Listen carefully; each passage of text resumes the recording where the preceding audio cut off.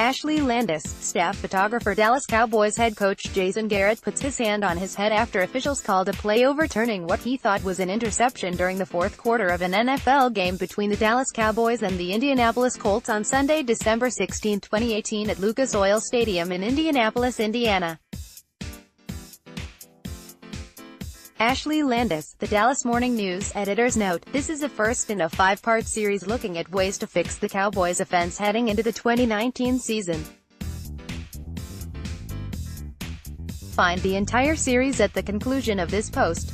The red zone turned into a realm of frustration for the Cowboys in 2018, a season-long problem. Once they crossed inside the opponent's 20, they performed like one of the worst offenses in the NFL. By late in the season, after a stretch of 3 games, when Dallas scored touchdowns on only 2 of 11 red zone possessions, the team was forced to spend more time on fixing the fault in practices and talk surfaced of players and coaches pressing when the field constricted and they neared the end zone.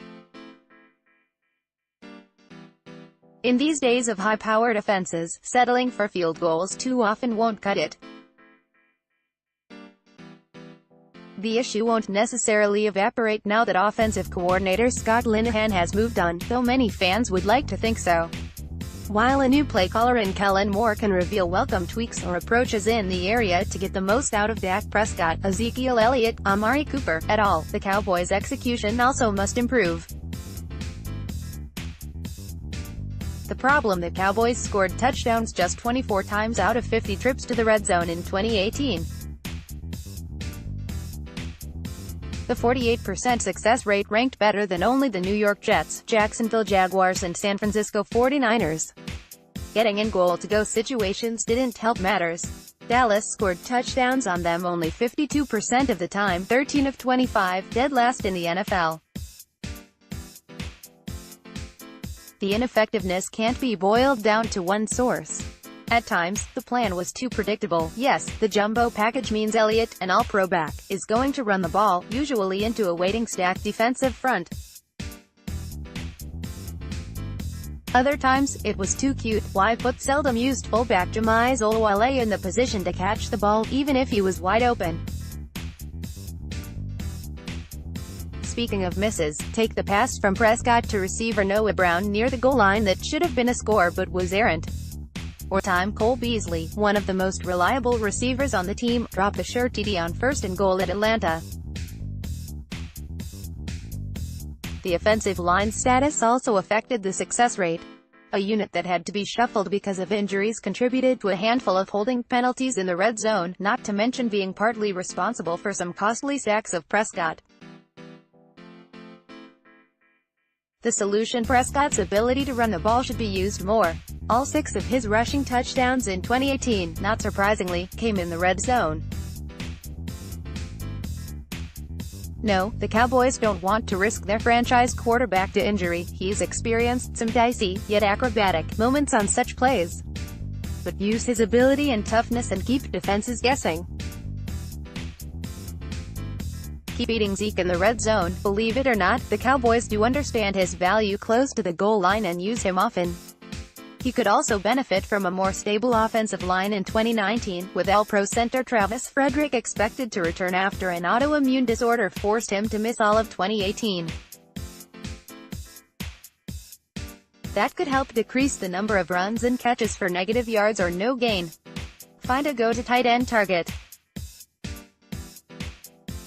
The Cowboys didn't necessarily have a player that could go up and fight for contested balls in the end zone last season, something former receiver Des Bryant specialized in. Tight end Rico Gathers remained on the roster because of the chance to use his big frame as a target in the end zone, but he only got 2 targets in the red zone. Few passes went to tight ends inside the 20, period, though second-year Blake Jarwin broke through with 3 touchdowns in the regular season finale, including 2 in red zone situations. Make better use of the offensive weapons at your disposal. W.R. Cooper is a gifted route runner, but that didn't seem to have as much of an impact in the red zone. Only 2 of his 6 touchdowns came in the red zone. With an off-season to scheme plays for Cooper, that could improve. Prescott is very comfortable with Beasley, the slot receiver who is set to be a free agent, but Beasley was targeted only 10 times in the red zone. Rookie Michael Gallup and Prescott's connection improved as the season went on. In the wild-card playoff win over Seattle, they missed on a red zone attempt on a fade pass to the end zone. But they went back to it on the next play, determined to make it work. It did, with Prescott dropping the ball in just right to Gallup. Twitter, @Kairopoulos TD Production. The worst red zone TD percentages in 2018, Pittsburgh topped the NFL at 73.47%, ranked team PCT. 29 Cowboys 48.030, New York Jets 44.431, Jacksonville 44.1232, San Francisco 41.18, missing the worst goal-to-go TD percentages in 2018, New Orleans topped the NFL at 84.62, ranked team PCT. 29 Houston 61.2930, Jacksonville 58.8231, San Francisco 57.6932, Cowboys 52.0 efficiency, Rata Cowboys inside 20 efficiency, regular season, OPP POS. TDs TD PCT, @Carolina 11100.0, NY Giants 3133.3, Seattle 3133.3, Detroit 3133.3, Houston 2150.0, Jacksonville 5480.0. Washington 11100.0, Tennessee 4125.0, Philadelphia 5360.0, Atlanta 2150.0, Washington 3266.7, New Orleans 5120.0, Philadelphia 4125.0, Indianapolis 200.0, Tampa Bay 3266.7, NY Giants 4375.0, totals 5024 48.0.